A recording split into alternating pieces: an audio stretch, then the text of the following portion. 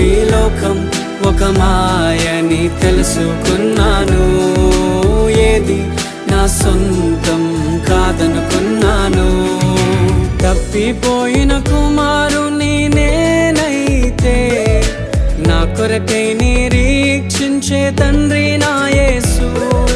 తప్పిపోయిన కుమారుని నేనైతే నా కొరకై నిరీక్షించే తండ్రి నా యేసు. ఈ లోకమంతా నేను వెతకినా నాకు లేదయ్యా ఎక్కడా ఆనందం. నీ సన్నిధిలో ఒక్క క్షణం గడిపినా నా హృదయం